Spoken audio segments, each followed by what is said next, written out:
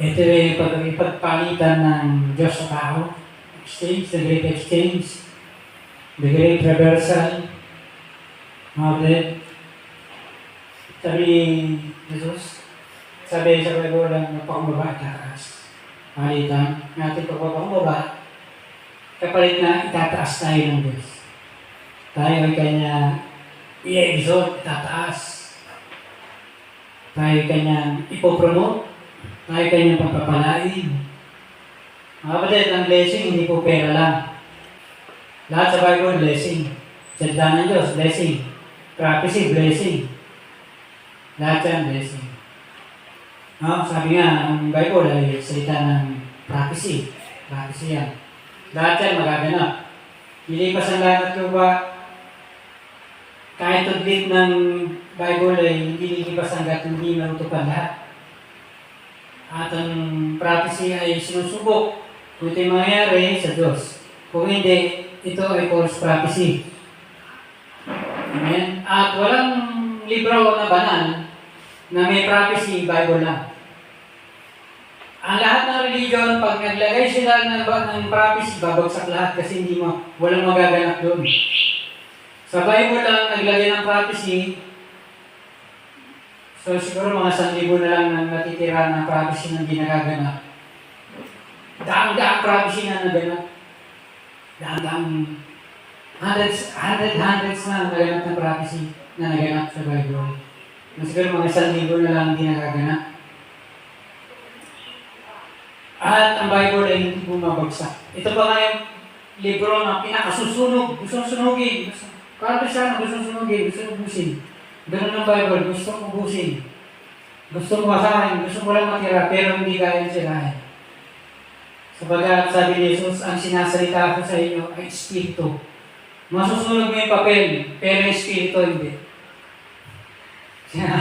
Nakasunog yung hangin. Hindi mo kaya sunugin yan. Yung papel, masunog mo. Sabi ni Jesus, ang salitang sinasalita ko sa inyo ay Espiritu at buhay. Amen? Hindi mo kaya sunugin ng Espiritu. Yung salitang nakasulat, masusunog mo. Pero yung salitang Espiritu ay hindi mo kaya sunugin. Hindi mo kaya ubusin. Amen? So, lahat yung blessing. Amen? Lahat. So, yan. Kaya pag tayo ay dumanas ng, sabi sa Bible, ang pinili ng Diyos yung mga mahihina kasi bibigyan sila ng lakas. Sabi natin sa Moses, malakas. Samson. Pero nasa lubong niya yung leon, dumating sa kanya yung Espiritu ng Diyos, hinapak niya yung leon na parang maliit na baka, nakambing. Yung bagong panganak na kambing, nakunin mo. Kasi malakas siya eh, nakunin mo yung maliit na kambing. Pero mangyayari lang yun, nung dumating yung Espiritu Santo sa kanya. So, ang lakas talaga niya, hindi dahil Samson siya. Espiritu ng Diyos. Amen? So, yung ating kahinaan, may kasunod na kalakasan. Kapangyarihan yun, that is a supernatural strength. Amen? Akala natin pagka malakas yan, hindi yan power. Hindi. Makapangyarihang lakas. Lakas na kaya mong humapak ng leon na hindi pa, walang tao makagawa nun. Yung Espiritu lang Diyos. Yun lang ang makakasira ng leon yan. Yun ay naganap sa buhay ni Jesus. Nalalak niya yung sa pangleon, si Satanas. Natalo niya sa salita ng Diyos, nahapak yung bibig. Yung ganyang salita, ang leon, natalo niya. Tinalo niya ng salita ng Diyos. Yun yung kanyang kalakasan, salita ng Diyos. Amen? Espada. Yung ating sandata, ang salita ng Diyos. Yung apoy na lumalabas sa bibig, yung espada na lumalabas sa bibig, salita ng Diyos. Hindi lang ito basta salita. It is not only mere words, empty words, but also a powerful words. As powerful as the fire, as powerful as the sword. Diba? Sabi ni Pablo, ang salita ng Diyos magkabilang tabak na magkabilang talim. Salita. May salita na pag sinabi mo, baliwala sa tao. May salita na, aray, yata kayang espada. May salita na apoy, sinusunog, nililinis. Ang trabaho ng apoy, pag ginto ka, susunugin ka para mag-improve ka, lalo ka magkaroon ka ng value, magkaroon ka ng halaga. Hindi ka sinusunog, hindi ka binibigyan ng problema, kasi para, wala na akong kwenta, puro na akong problema, wala akong pera, wala akong ganun, wala akong ganyan. Yung mga tao, ganyan ako, hindi akong pinapansin, wala na akong halaga. Hindi ka binigyan ng problema para tapusin na buhay mo, hindi. Pag ikaw ay ginto, lilinis ka ng nilinis, palinis ng palinis. 50% malinis. Nagdundula pa yun, kalahati sa Diyos, kalahati sa kalaban. 60-40, mas lamangan sa Diyos. May medyo puro ka na. 70-30, 80-20, 90-10, 100% puro ginto ka na. Napakalaga mo na. Wala nang dumi. So sabihin ng Diyos sa'yo, kaya sinabi kay Job, Satanas, subok na yan, balik mo na yung ninakaw mo dyan. Lahat ng inalis mo sa buhay niya, mahal sa buhay, kayamanan, kawan, balik mo na lahat. Subok na yan. Malinis na dito na yan, wala kang susunugin dyan. Wala nang tatanggalin dyan. Pag nasawa ng buhay mo sa pagsubok, oras na para ikaw ay puntahan ng pagpapala. Amen? Mamaya, mapag-aaralan pa natin yan.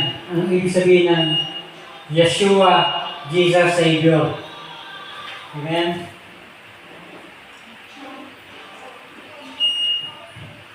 Ibig sabihin kasi ng Yeshua, ng Jesus ang Savior, rescue.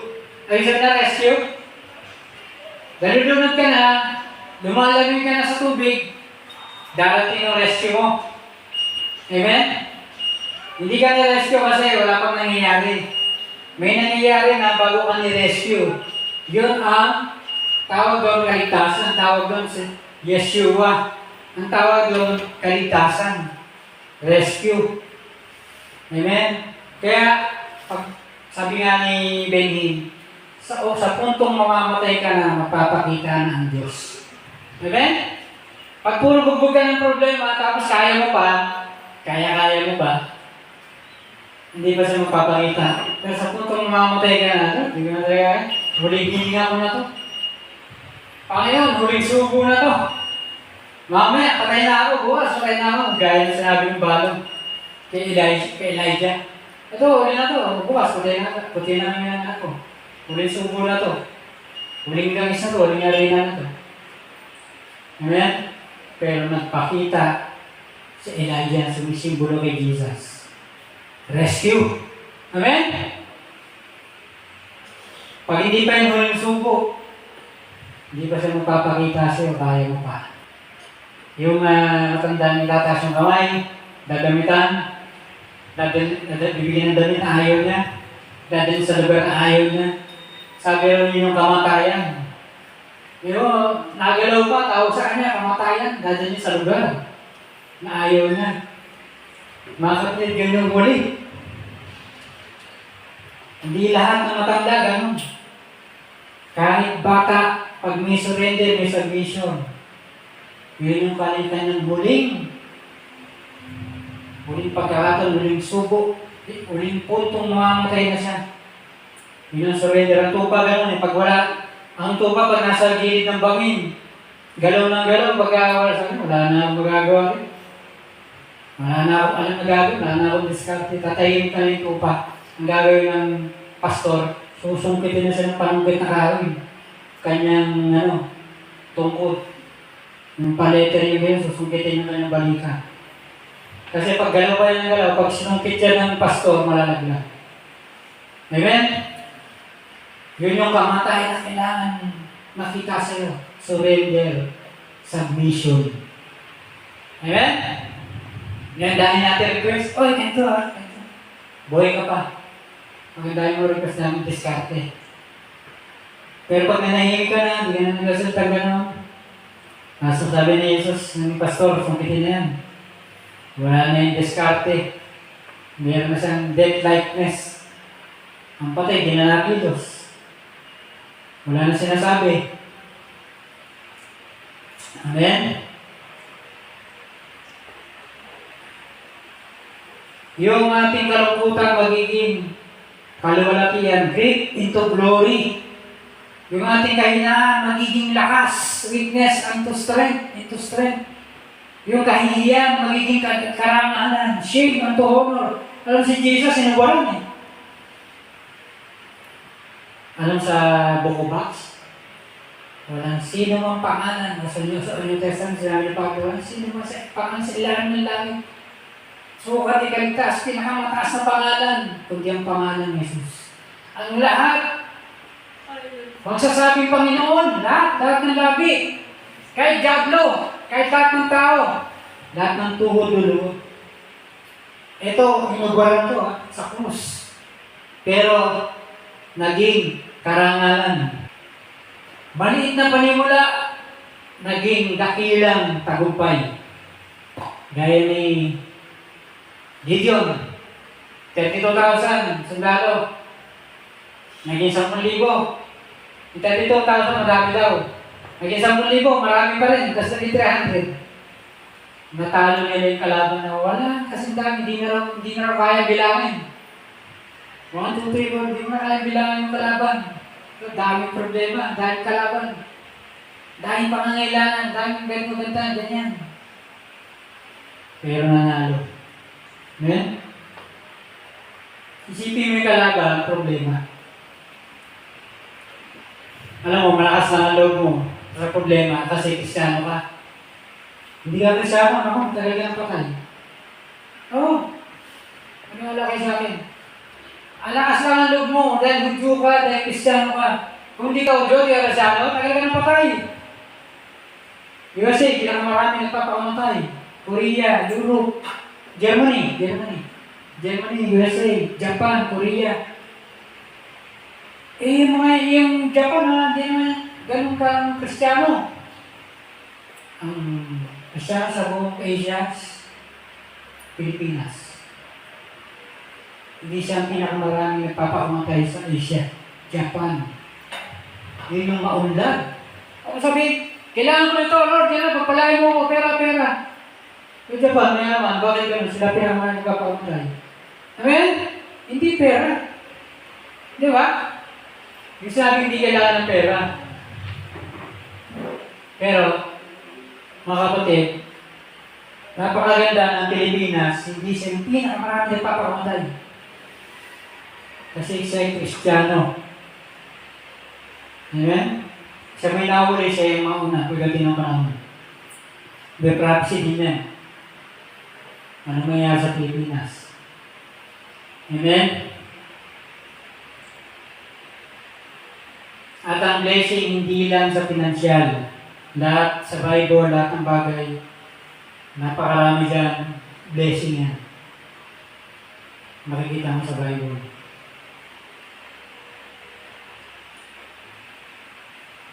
Yung matindi mong mga nararamdaman, sakit, deeper pain, magiging dakilang pagsamba. Amen? Yung babae naghandog ng pabango, sabi, marami daw yung job doon na lumaya sa kanya. No? Iba tingin ng tao sa kanya, masama siyang tao. Pero siya may pinakamatinding pagsamba.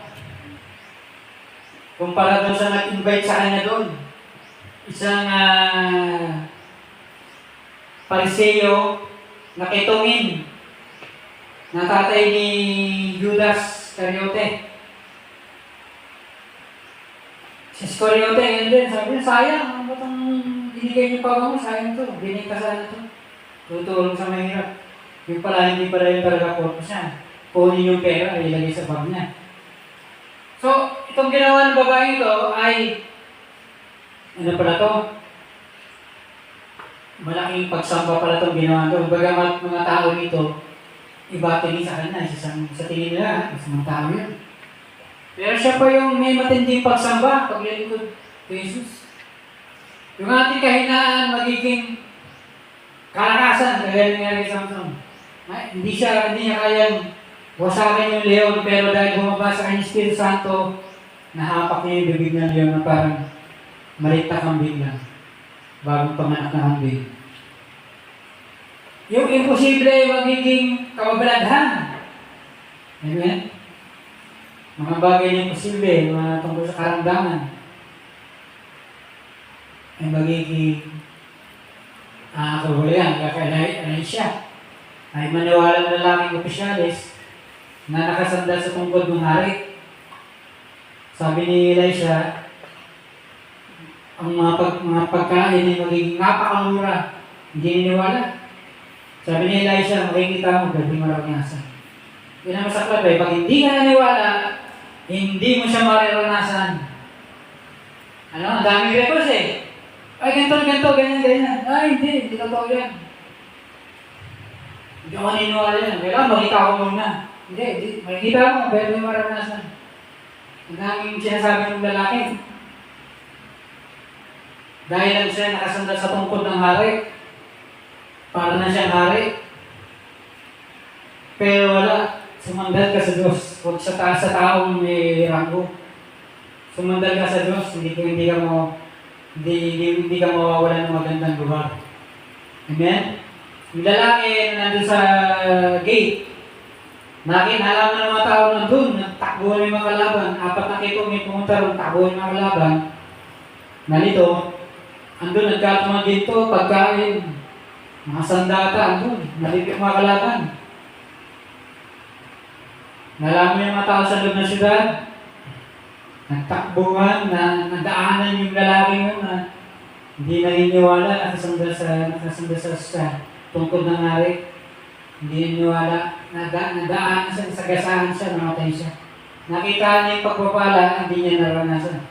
Kinamatay niya kasi. Amen, mahirap. Puro duda.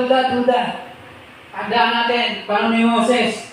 Unti-unting nalalaglag ang mga tao, duda. Ayaw maniwala. Puros kabataan lang ang nakapasok. 2 lang matanda, si Joshua Caleb lang. Yun lang. Kahit si Moses, si Miriam, di nakapasok si Aaron. Hanggang borderline lang sila. 1 week bago makapasok sa pangako, namatay na sila doon. 7 araw pa. Late sila na, kulang pa sila ng 7 araw. Para pasukan na po ang pangako. Kasama-sama sila ni Joshua Caleb. Duda. Nadamay na si Moses, nagalit kasi. Amen? Yan ang problema ng mga likod ng Diyos. Pag kinulang na ng pasensya, hindi natanggal yung galit. Ikaw rin madadami ka dun sa mga hindi nakakapasok. Amen? So huwag kang magagalit, kaya mo sila. Yung pinakamatinding kaibigan, magiging karangalan. Yung babae nagbigay ng pabango, matindi yung kanyang kahihiyan, pero siya ay nagkaroon ng matinding karangalan. Sabi ni Jesus, ito ay para sa aking burol. At walang mangangaral na hindi babanggitin ang pangyayari ito para sa kanyang karangalan. Ang mga ngaral daw ng mabuting balita, babanggitin yung babae nun para sa kanyang karangalan. Kasi siya, pinahiya siya. Ang ganda ng ginawa niya. Sumasamba siya. Pero mga tao, dahil sinasabi, oh, sayang. Dapat ganito yan. Dahil ganun. Hindi naman pala totoo yung mga sinasabi nila. Judas, ilalagay lang pala sa bag niya. Yung tatay niya, yung siguro kay Toby siya na gumaling. Isang Pariseo. Sabi niya, alam lang ni Jesus mas masamang babae ito. Biro mo yun? Nag-i-invite kay Jesus, punta ka dito. pero masama pala tingin niya sa mga tao. Pero sinasabi niya, masama man siyang tao, pero yung kanyang maraming kasalanan tinatawad. Amen? Mga kapatid, hindi tayo pumunta rito, hindi po para tayo pakita natin yung ating galing. Pumunta tayo rito para tanggapin natin ang bawat isa. Yung pati yung mga nagkakamali. Amen? Yan. Yan ang kailangan natin gawin. Yung kahiyan, matinding kahiyan, magiging matinding karangan na ibibigay ng Diyos sa Kanya. Palitan, the great exchange. The great reversal. Amen?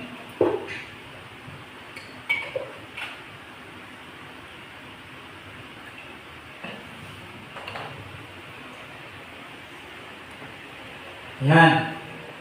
So mga kapatid, sabi ni Pablo, ginagamit, pinipili ng Diyos yung mga mahina para hiyain yung malakas. Ginagamit yung mabababa para hiyain yung mga magataas, mga dakila. Pinipili yung mga aba, hiyain yung para hiyain yung mga dakila. Mga kapatid, ang nagpapakumbaba, itataas. Pag namamakataas ka, parang ikaw yung boss, ibababa ka. Andun si Jesus, mataas siya.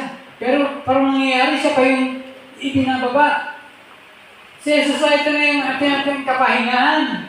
Ito yung magbibigay sa iyo ng tulong, rescue.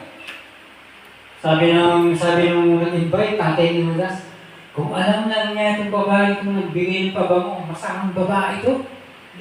Tunay siyang propeta, dapat alam niya na masamang babae ito. Mga kapatid, parang lumalabas pa na hindi propeta si Jesus. Na hindi niya alam yung ginagawa niya. Si Jesus yung boss. Parang lumabas pa, siya pa yung hindi boss. Ang boss na ngayon yung nag-invite. Yung lalaking ni Ketong na pinagaling. Tatay ni Judas. Si Judas, anak, taga roon. Sabi niya, sayang naman itong pabango. Sahod sa isang taon, sayang to. Binita na lang sana, pamigay sa mahirap. Yung pala, peperahin niya, lagay sa bag niya. So mga kapatid, nakita natin na yung matinding kahihiyan ay bibigyan ng Diyos sa matinding karangalan. Walang mga ngaral na hindi pwedeng hindi banggitin ang ginawa ng babae ito bilang parangal sa kanya. Sino mga ngaral ng mabuting balita? Babanggitin ang pangyayari nito bilang parangal sa babae niya. Kasi malaki yung ginawa niya. Kasi malaking pagpapakumbaba yun. Hindi niya inintindi yung mga sarili niya. Focus lang sa ginagawa niya. Ang dami niya ginawa. Umiyak siya. Inilikan niyo pa. Di dumungis na. Nagalong na parang maputik-putik na. Pinamunas pa yung buhok niya. Binigyan niya yung buhok niya. Parang basa, parang pamunas, parang tuwalya. Ang dami niya tuloy ka. Ang dami sinasabi. Tuloy lang siya sa ginagawa niya. Focus lang kay Lord. Ang dami na sinasabi. Daming ingay. Amen? Ang hirap ng ginagawa niya. Kung kayo lumagay sa lugar ng babae na, pakahirap nun. Kaya naman sabi ni Jesus, walang tao mga mabuting balita na hindi ba banggitin ng babae ito para parangal sa kanya, sa babae. Kasi mahirap yun yung ginawa. Mahirap magpakumbaba ng gano'n. Daming salita, ay boses. Daming nagsasalita. Pero tuloy lang siya sa kanyang pagsamba. Tuloy lang sa kanyang paglilingkod ang ginagawa ng Jesus. Sabi ni Jesus, bagamat marami siyang kasalanan, ito yung pinatawad. Yan ang kapangyarihan ng pagsamba. Dahil sa power of worship, bagamat marami ang kasalanan, ito yung pinatawad. Mula dyan sa Revelation, pinipili natin sa mahina, mahirap, mga kinalimutan, mga pinaya, mga tinanggihan, mga pusong wasak, mga disiplinado, mga mapagkumbaba. Disiplinado, laging dumarating sa oras. Disiplinado, malinis, mailinis sa lugar. Hindi parang kinawawang Diyos. No? Ang lugar ba ni Solomon, kinawawang lugar? Ang sabi ng baba ng Queen of Sheba, Haring Solomon, disiplinado ang mga tao mo rito. Hindi ka kinawawa dito. Ang ganda ng lugar mo.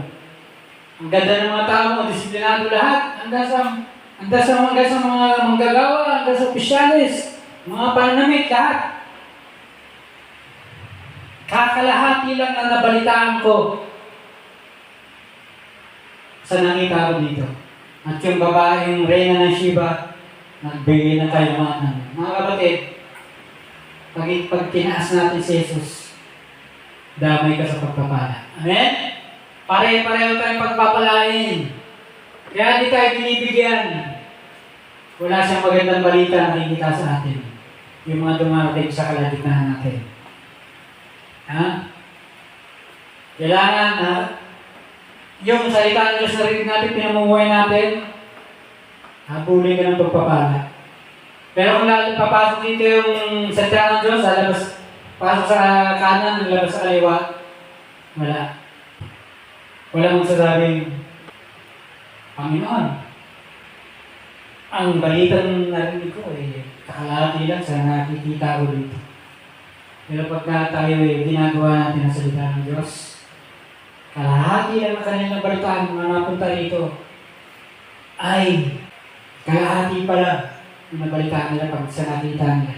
Grabe. Pinamumuhay nila yung salita ng Diyos, ang karunungan. Ginagawa na, pinapakinggan. Alam yung karunungan, ang wisdom, alam mo, ginawa mo. Yun ang wisdom.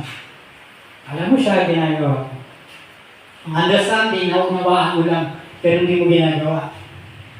Ang wisdom, yung kay Solomon, bawa, siya ay tubero, hindi na niya alam yung mga tubo, alam din yung mag-prepare ng mga sira, mga barako. Alam niya paandarin ng tubig. Alam niya na, nagagawa pa niya. Yun ang wisdom. Mga kapatid, hindi lang siya understanding. Higit pa siya sa knowledge. Hindi binili ng Diyos ang mga pinili sa mahirap, nakalimutan, napahiya, tinanggihan, mga pusong wasak, disiplinado, mapagkumbaba. Hindi pinili mayaman, mayabang, yung mga confident sa sarili nila. Sabi ni Jesus kay Pablo, ang hanging lakas ay magiging perfecto sa iyong kahinaan. Amen? Sa mga kapatid ito, bago tayo pumunta dyan, mga kapatid, sabi ni Elijah sa babaeng balo na mayroong muling subo, muling mantika, yung patak na mantika, ilang konting arena. Sabi niya, hiram ka ng mga lalagyan. Sabi, hiram siya ng mga pinuno.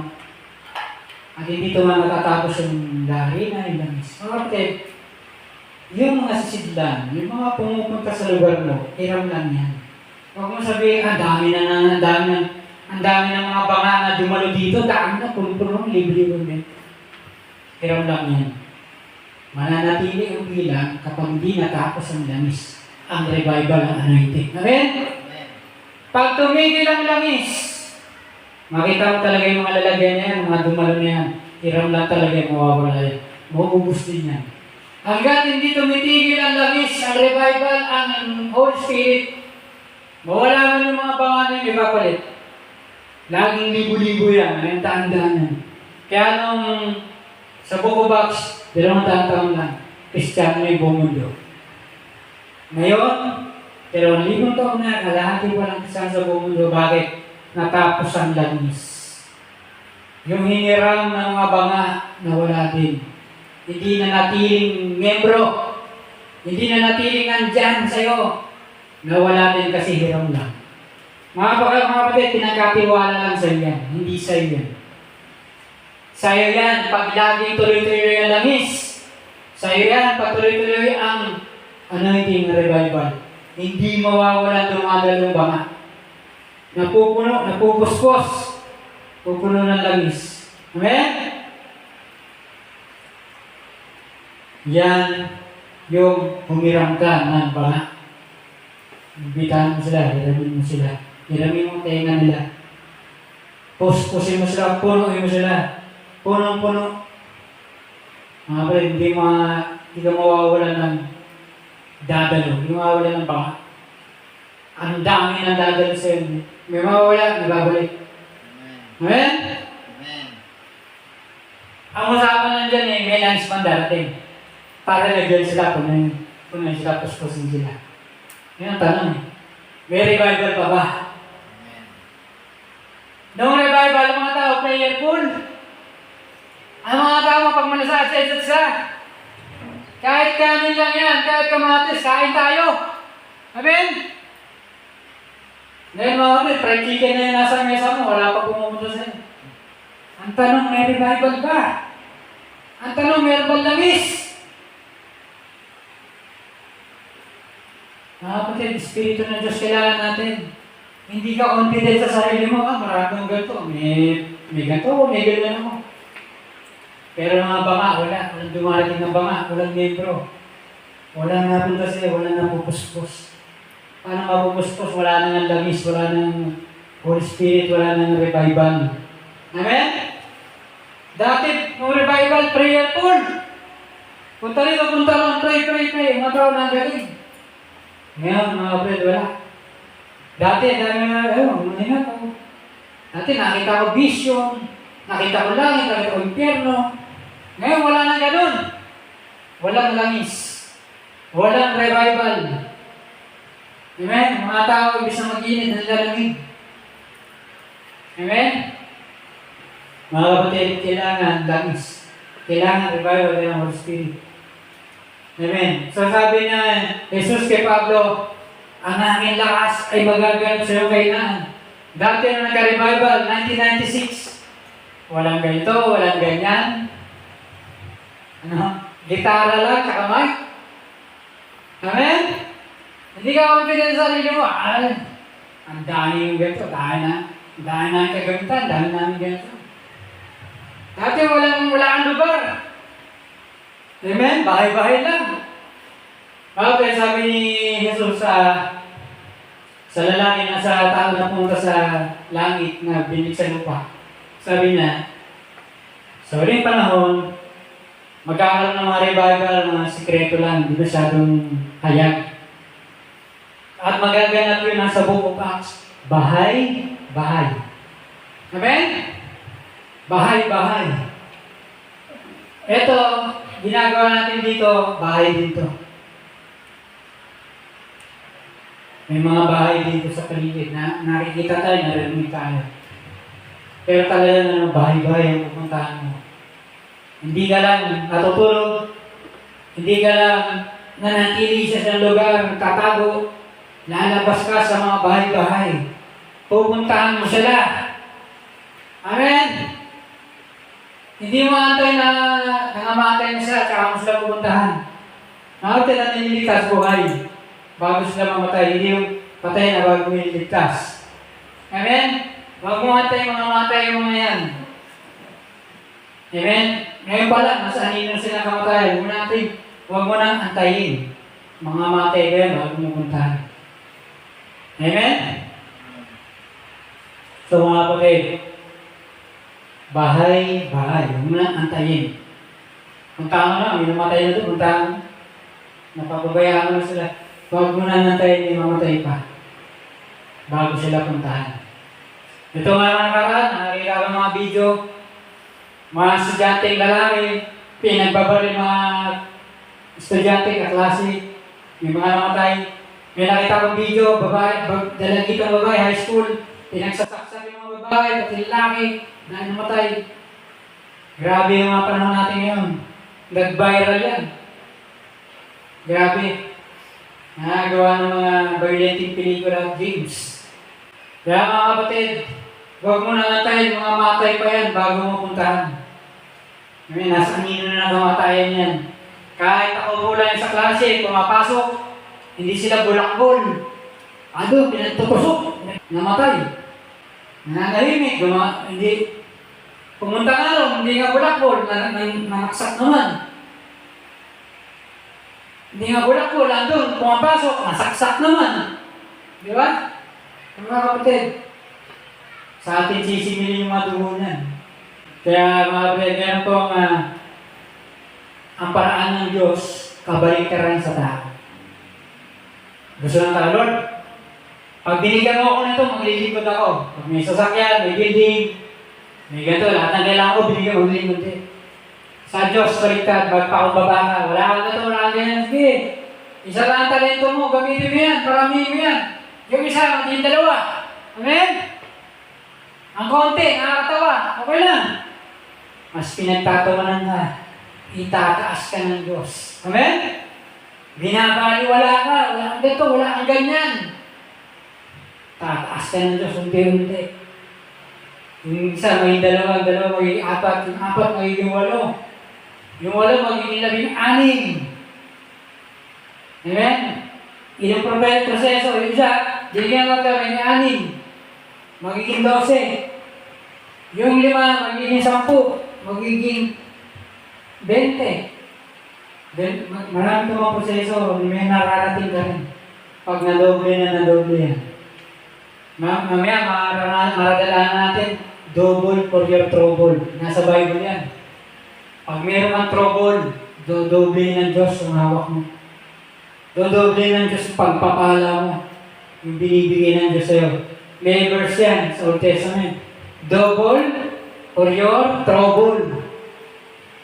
Mga kapatid, pasalamatan mo yung mga trouble. Ano ba yan? Ginagawa sa akin. Inaaway ako, ginabaliw ako. Binabaliw lang, nalimutan ako. Maging masaya ka, magpasalamat ka. Double for your trouble. Amen?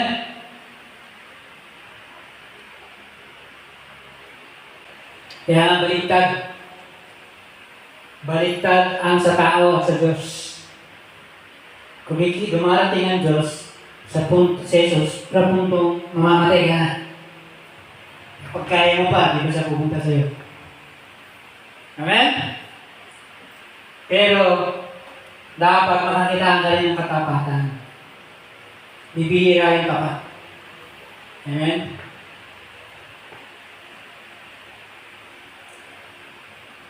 Sa Old Testament, ang salita ay half-cut.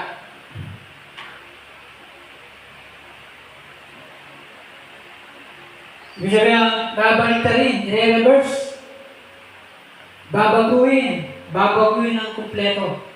Overturn, reverse, transform, change completely, ibig sabihin na half-cut. Yung tagutom, magiging kasaganan. Amen? Sabi ni Joseph the Dreamer, malari. 7 taong kasaganahan. Pero hindi mo alam ang gagawin. Ito yung magiging panghihinayang. Ano ba yan? Pinagpala na ako. Hindi ko na pag-igi. Binali mo lang ako. Sinayang mo yung pagpapala. Ito pala yung mga oras na dapat. Pinag-ibayo ko yung ministry. Pinag-ibayo ko yung karyaan. Pero binali mo lang ako. Nirolaro ko. Sinayang ko. Ito, tagutom na. Sabi ni Joseph the Dreamer, kasaganahan. Oras na para padangin, doblehin. Mag-ipon. Para pagdating ng 7 taon tagutom, yung tagutom, kasaganahan. Kasi meron kang naipok. Meron kang naipon. At yun ang isusuporta mo sa tagutom. Amen? Ang kapatid, yung oras ng pagkasaganahan mo, gamitin mo yung sa darating na tagutom. Hindi ang oras na, sige. Mga kapatid, kung tapat ka, kung maingat ka, mapagkumbaba ka, sasabihin ng Diyos sa'yo, Hoy, si Sir, natin, anak, ayusin mo yung ginagawa mo. Huwag mo sayangin yan, kasi may darating yung tagutom, doon mo yung gagamitin. Huwag mo sayangin ng sayangin, itaas na itaas sarili mo. Ay, itaas mo, Diyos. Para yung dumoble, para yung dumami, para yan yung paggamit mo sa darating na taghirap, tagutom. Amen? Matuto ka sa langgam, nag-iipon. Nag-iingat. Sa Jesus nga, may natira tinapay, ilang basket, iniipon. Hindi niya sinayang, pray-pray lang, may pera na, may tinapay na. Sa Jesus, hindi ganun. Iniipon na yung mga natira. Iniipon pa, naging mga basket pa. Napuno yung mga basket. Huwag po tayo aksayado. May darating pang oras, doon yung magagamit. Amen? Huwag tayo aksayado. Huwag tayo pabaya. Hindi atin yan. Pinagkatiwala lang sa atin yan. May darating na pangailangan, gutom, susunod. Doon yan gagamitin. Amen? Yung babaeng balo, nagkaroon ng nagbibigay. Kagaya ni Noemi, kagaya ni Ruth, mga balo sila. Pero dinala sila ng Diyos, si Ruth kay Boaz, isang provider, siya nagpapala. Bagamat hindi karapat dapat si Boaz na maging asawa ni Ruth, dinala siya doon. O sige, sino ang mapapangasawa ni Ruth? Mga kapatid, pag tinanggihan mo si Ruth, ng isang kamag-anak na namatay, ang gagawin ang gagawin sa kanya, sasampalin ng tsinelas. Pagkatapos nung nasampal ng tsinelas yun, hindi na siya mapapangasawa ni Ruth. Kaya tinanggal na yung kahihiyan.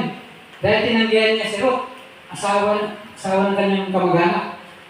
Wala namatay na yung kanyang kamag-anak. Dapat siya na yung asawa. So gagawin sa kanya, sasampalin siya kasi tinanggihan niya si Ruth. Si Boaz ngayon ang sumapo sa kanya. Amen? Biro mo, pinagtanggol siya ni Boaz. Bagamat hindi siya pa talaga yung katalagang kandidato ng mga pangasawa niyo.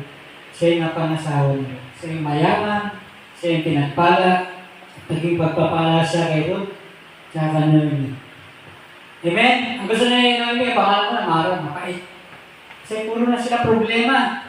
Puro na sila kabiguan. Pangalan mo na sa akin, Mara na, bitter. Bitter na. Pero, binigyan sila ng Diyos na mapapangasawa ni Ruth at siya ay provider, nagbibigay ng kakaloob. Amen? Shepherd, pastor, naging hari. Sa Egypt, mga Ehipto, mga Egyptian, ayaw nila sa mga pastor, sa mga shepherd, sa mga nagpapastor. Nakapakabawa ng tingin nila. Pero merong pastor, si Joseph the Dreamer, ay naging prime minister ng Egypt. Iniligtas ang bansa, ang gariyan sa tagutom, pati ang buong mundo. Amen? Yung pastor, yung shepherd, naging hari. Si David, pastor, naging hari. Bangati, mababa lang. Ha? Anak, hindi ka matalino, pastoral lang. Pag matalino mga brad, anak, mag-abogado ka, mag-engineer ka, mag-scientist ka. Pero pag hindi matalino, anak, pastoral lang. Hindi pa mga kapatid. Ang pastor, naging hari. Merong tao sa Amerika, Hudyo siya, hindi siya pinapansin ng kanyang tatay. Nagulat sa ating pinagpalang pastor. Halos buong mundo kilala, halos talagang grabe yung blessing niya. No? Hindi lang material, pati spiritual blessing. Lahat ng mga kapatid niya naging Kristiyano. Ang dami rin naging pastor. Amen? Mga pinagpala sila. So mga kapatid, hindi lang sa pastor, naging hari. Slave, alipin, naging pinuno, kagaya ni Joseph the Dreamer. Kagaya ni Jesus, sabi, si Jesus, ay tinatawag na dulos, slave. Alipin. Maraming tao ay alipin. Mga kapatid, papakumbaba, itinataas. Iba, ayaw ng kumikilos, ayaw nagbihis. Ang nagpapakumbaba, itinataas, magiging pinuno ka. Magiging kagaya ni Joseph the Dreamer, maging prime minister ng bansa. Sakop ang buong mundo, pakain buong mundo, na nagpakumbaba, itinataas. Amen? Mga kapatid, huwag mong sabihin, ganito ang buhay ko. Magpakumbaba ka. Huwag kayo masabi, ganito ang problema, buhay ko, puro problema, puro pangailangan. Mga kapatid na tawag ko dyan ay kalagayan ng alipin. Puro problema, puro pangailangan, anong gagawin, maraming askasuhin. Yan ay gawain ng mga alipin. Unti-unti yan ay ipopromote ng Diyos. Magiging pinuno ka. Hinahanda ka ng Diyos. Ikaw ay dito, nililinis ka lang na. Pag malinis ka na, mamamayagpag ka na. Amen? Yan. Problema na kasi, Marami pang dumi sa ginto. Hindi ba siya masabing singsing, hindi ba siya masabing kwintas. Ang dami pa niya impurities. Hindi pa talaga siya mataas ng karats. No? Pag singsing dito, pag ilang karats ang taas sa baba, hindi pinapansin ng mga tao, baba ng karats. Pero pag wala yung impurities, pure good, no, tuntua yung mga tao. No? Hanga. Kahit wala sa kanila, umahanga sila. Ganda na. Pure gold. Ganyan pagka ikaw ay nalinis na ng Diyos.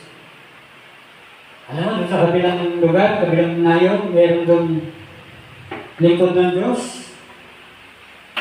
Ang taas ng balyo. Ganyan kapag nalinis ka. Kahit wala sa iyo, hanga ka. Bless na bless ka. Amen? E paano pa kung nasa sa'yo yung tao na yun? Nilinis ng Diyos. Nakagraduate, sabi ni Pablo, natapos ko na ang aking takbuhin. Pure gold na. Natapos ko na ang aking nakapaglaban akong gandang laban. I fought a good fight of faith. Ang ganda ng laban, natapos ko yung laban. Meron ba laban na nakalagitnaan lang? So sabi mo, ang ganda ng laban ko. Sabihin sa'yo ng mga tao, hindi pa tapos sabi ni Pablo, natapos ko yung laban. Dati ako ganito lang. Nalinis ako, na-promote na ako ng Diyos. Amen? Ang salita ay ram. Salita mo Diyos. Sabi lang, itinaas, lift high, exalt, raise up. Itinaas ka ng Diyos. Amen? Psalms 113 verse 7. Itinataas ng Diyos ang mahirap mula sa alikabok. Itinataas niya ang mga nangangailangan sa kansa tabunan ng dumi. He raises up the poor out of the dust and lifted the needy out of the dunghill. Kapatid, itinaas yung mahirap sa alikabok. Ang kahirapan ng alikabok. Yan yung pinuntahan ni Adan. Maganda yung lugar niya, mayaman siya. Dahil sa kasalanan, bumagsak siya, naghirap siya. Bumalik siya sa alikabok. Sabi sa Psalms, itinaas ng tatas ng Diyos yung mahirap sa alikabok, sa kanyang kahirapan. At sinabi pa sa sunod na parte, sabi ron, itinataas niya yung nangangailangan sa tapunan ng dumi. Sa Israel, meron doon tinatapunan ng dumi. Pag meron silang dumumi sila, itinatapo nila yung mga yon doon sa tawag doon, dunghill. Isang lambak na tapunan ng dumi. Actually, tapunan din yung mga basura. Ang tawag doon ay Valley of Hinnom. O tinawag din siyang Gehenna. Valley of Hinnom. O tinawag din siyang impyerno. Yun ay nausok. Dahil yung mga basura, yung dumi. Nausok yun. Sabi niya, iaangat yung mga nangangailangan. Impyerno yun, mga kapatid. Yun ay impyerno ng mga nangangailangan. Kahirapan. Impyerno ng kahirapan. Mahirap, mausok, mainit. Itataas daw ng Diyos mula doon. Nasa dumi. Dumi ng tao. Itataas ka daw. Bibigyan ka ng karangalan. Amen? He raises the poor from the dust. Mula sa alikabok. Pinasaldakan niya Dan. Hindi lang tinutulungan ng Diyos ng tao, yung mahirap, alisin sa, bagamas siya pa ibinangon pa. Hindi na sa tinulungan. Ibinangon pa, binangon, bumalik siya sa pagpapala. Amen? Mahirap ka, ngayon, pinagpala ka na. Kasi ibinangon ka. Pagka ikaw ay bagsak, ikaw ay nasa kahirapan. Ikaw ay nasa alikabok. Patay. Pero pag ikaw ay tinulungan at inangat, binangon ka, tao siya pinagpala. Ganyan nangyari sa mga tinulungan ng Diyos. Si Joseph Rodriguez naging Prime Minister, napakain nila yung buong mundo. Kaya ng Egypt, napakain. Buong mundo, napakain. Mula sa pangangailangan, isa sa alipin, hindi niya kaya magbigay. Napunta siya sa lugar na siya na yung pinagpala at papakain ng bansa, papakain ng buong mundo. Amen? Mga kapatid, huwag tayong magmataas. Nakakapagpakain ako ng pamilya, nakakapagpakain ako ng ilang pamilya. Mga kapatid, mali ang tingin mo, ang tingin ng Diyos, magpapakain ka ng syudad, magpapakain ka ng bansa, magpapakain ka ng buong mundo. Huwag kang overconfident sa isang pamilya, dalawang pamilya, ilang pamilya. Mga kapatid, ang confidence ng Diyos, isang syudad, isang bansa, buong mundo. Yung pakakainin. Amen? Kasi siya ay Diyos, siya ang gagawa mo para sa iyo. Ang kakayanan mo, malis lang. Kakayanan ng Diyos, walang katapusan. Aabot pa siya ng maraming taon. Kay Joseph Rodriguez, 7 taon. Alas 14 years eh. 14 years ang kasagalaan. 7 taon ang kasagalaan, 7 taon pang tagutom. 14 years ang ministry ni Joseph Rodriguez. Na sa oras ng tagutom, patay ka sana. Sa sobrang tindi ng gutom. Amen? Kung totoo siya, doon pa lang, patay ka na. Hindi ito yung nakatulog ka ng ilang panahon. Ito ay 40 years. Nasa unang taon pa lang tagutom, patay ka na dapat. Ikaw walang taon, dapat patay ka na. Ang tindi ng gutom. Mga hindi lang ito pangailangan, talagang gutom to, patayan na to. Papatayin ka ng gutom na to. Ito hindi ito gutom pang Egypt na, isang bansa. Ito yung gutom pang buong mundo. Itataas ng Diyos ang kanyang lingkod. Amen? Itataas niya yung isa. Yung number 1. Yung pinakamababa, gagawin niya number 1. Yung nag-iisa niya. Kaya mga kapatid, huwag kang mapait. Ang dami ng problema, dami gansa, dami pinabayaan ako. Pasalamatan mo na ikaw, inaway ka ng tao, pinabayaan ka, inapi ka. Kasi inaanda ka ng Diyos, nililinis ka ng Diyos. Kasi ilalagay ka ng Diyos sa mataas sa posisyon, ilalagay ka ng sa magandang kalagayan. Ikaw ang magpapala sa syudad, sa mga bansa, sa buong mundo. Amen? Yung model na 200 years na, masyari niya yung buong mundo. Amen? Ayan yung model na yan. Ibig sabihin ng hupso, sa bagong tipan, itataas para lang bibigyan ng paggalang. Lift up, exalt, honor. James 4:10. Ang magpapababa sa harapan ng Diyos, itataas ka niya. Hupso. He shall lift you up. Itataas ka niya. Yan. You shall be exalted. God will exalt you, honor you, lift you up. Ibig sabihin nun. No? Magpakumbaba ka. Lord, okay lang, alipin, okay lang, nangangailangan, okay lang, may problema. Okay lang, inaapi. Okay lang, pero tulong-tulungan. Okay lang, pinagtawanan. Mga kapatid, kasi may pride eh. Ayaw natin pinagkatawanan tayo. Ayaw natin na inaano tayo. Mga kapatid, pagkakataon mo yan para magliwanan. Sabi, matinding kadiliman, matinding liwanag. Mas matinding dilim, daming problema. Mas matinding pagliwanag mo. Na ikaw ay magpakita dyan, magliwanag dyan. Amen? Ang dakilang pagsamba ay galing sa matinding wasak na puso.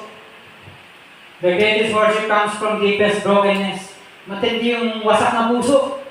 Dahil problema, may pangailangan. Talagang wasak na wasak ang puso mo. Iyak ka na iyak. Wasak ang puso mo. No, minsan, halos ka na makangiti. Mga kapatid, pero yung pagsamba mo sa Diyos, talagang buong buo. Greatest worship ang naibibigay mo sa Diyos. Amen?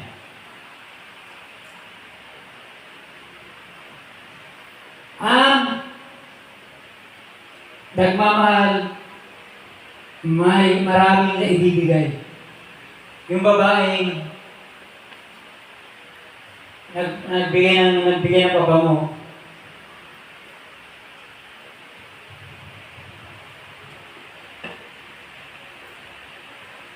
Yung babae nagbigay ng pabango. Talagang mahal naman niya si Jesus. Talagang ang dami niya nagawa.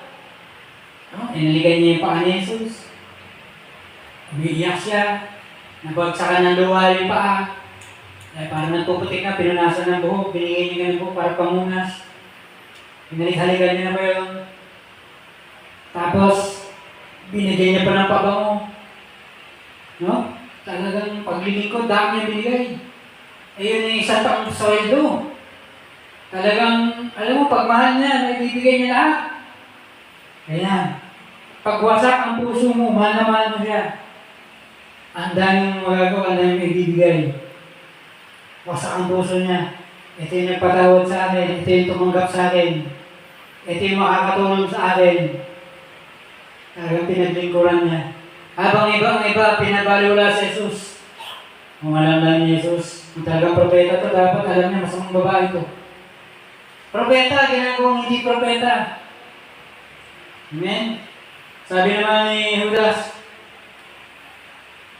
anak mo pa siya yung nag-invite. Dapat binita na lang yan, sayang yan. Yung pala ilalagay sa bag niya. Amen?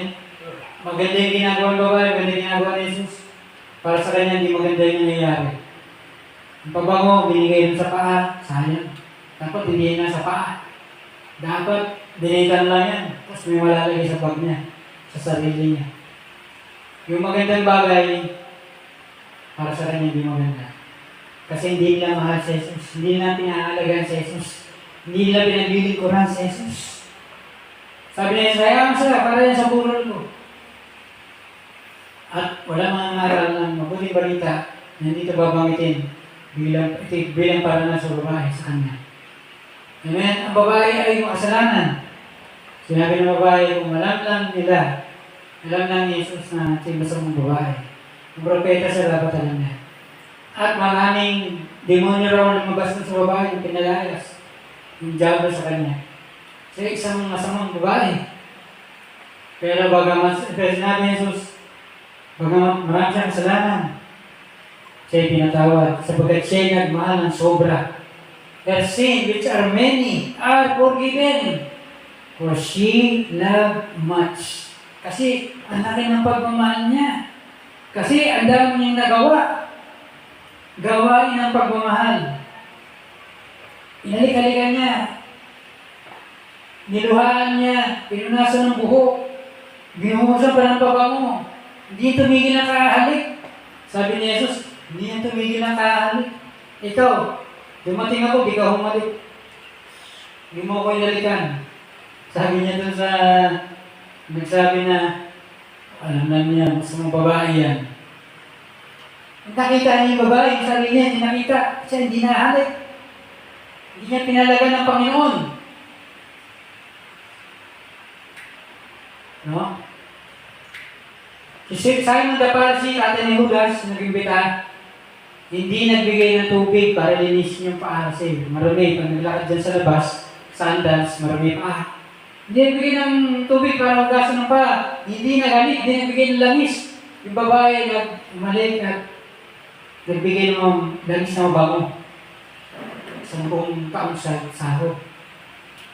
Yun ang kaibahan niya sa babae. Nakikita niya yung pagkakamali ng babae, yung pagkakamali niya din na nakita. Walang tubig, walang halik, walang langis. Yung babae umiyak, natubigan yung kanyang paa. Nagputi, binunasan ng buhok, luminis, binuhusan pa ng pabango, malinis na, mabango pa. Nagpakumbaba siya kasi buhok niya ginamit. Sa paa, pagpapakumbaba, nasa paa siya ni Jesus. Hindi siya umubong katabi, nasa paanan siya. Pagpapakumbaba, sa pusong wasak, umiiyak, nasa paanan. Samantalang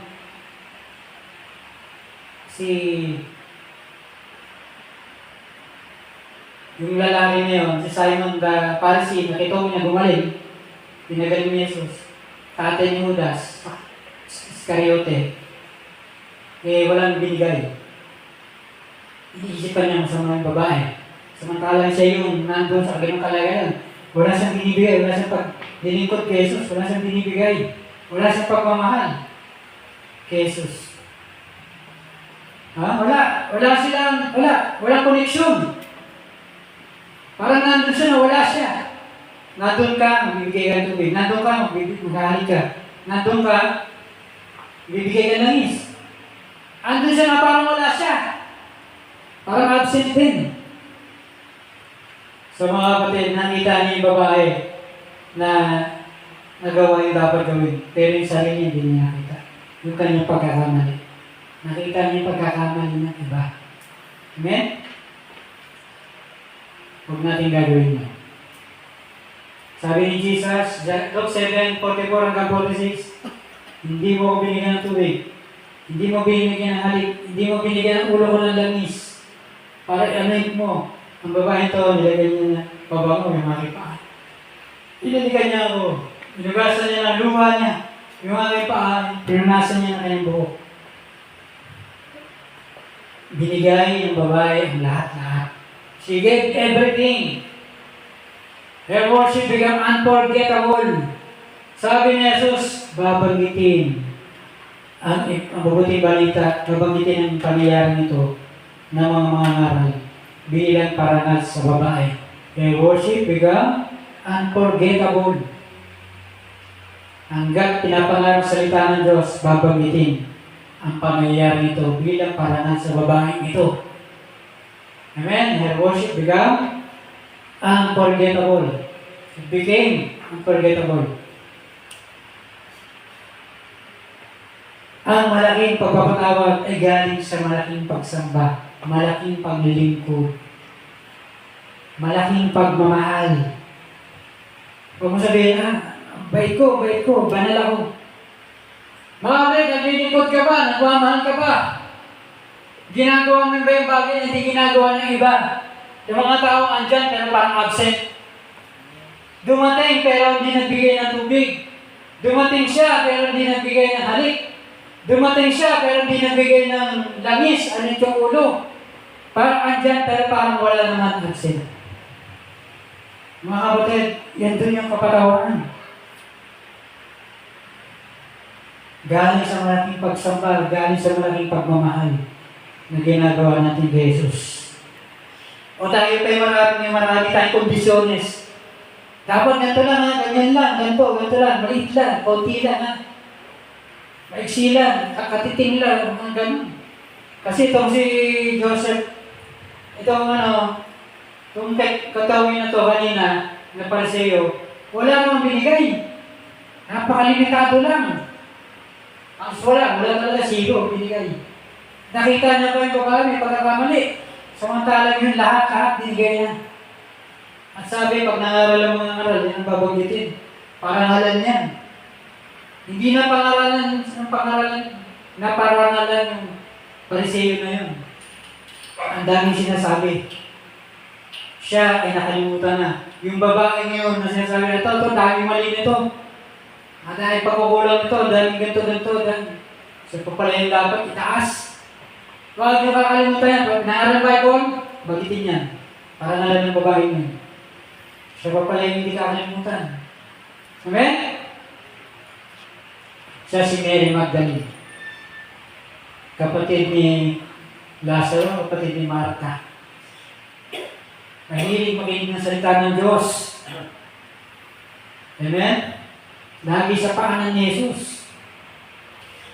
Luke 8, verse 2. Umalis sa kanya pitong demonyo. Si Maria ay naglilingkod, diakoneo. Minsan mga tao ayaw maging deacon. Sabi nila, deacon possess. Pero mga kapatid, itong paglilingkod ni Maria, pag daw pinangaral ng Bible, banggitin daw ang pangyayari ito kay Maria. Para na lang daw si Maria. Walang mga aral ng Bible na di babanggitin yan. Yung babae niya, para na lang ng babae niya. Yun ay paglilingkod, diakoneo. Ministry ng babae. Kanyang paghalik, kanyang pagbigay ng babaong. Kanyang pagluha, kanyang pagpunas ng buhok. Amen? Yun ang kanyang diakoneo, yung kanyang paglilingkod. Lugar ng salitang deaconess. Amen? Luke 8:3, sila ay naglingkod sa kanya, sa kanilang mga tinatangkilik. They ministered unto him of their substance. Ang minister doon ay diakoneo. Ang ginamit na paglilingkod ay mga binibigay. Yung kanilang tinatangkilik, substance. Luke 8:3. Kuminsan may binibigay tayo ng ating paglilingkod. Yan may luha, yan may halik, yan may pabango. 1 taon ng halaga, 1 taong sweldo. Yan ay ating paraan ng ating paglilingkod, ng ating pagsamba at pagmamahal sa Diyos, kay Jesus. Amen? John 21-18.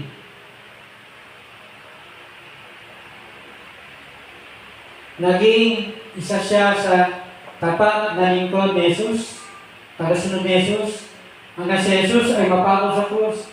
Siya yung pinakaunang nakakita sa pagkabuhay ni Jesus. Mga kapatid, babanggitin ang salita ng Diyos, ang Bible, ang mabuting balita, babanggitin ang pangyayari nun para rangalan yung babae.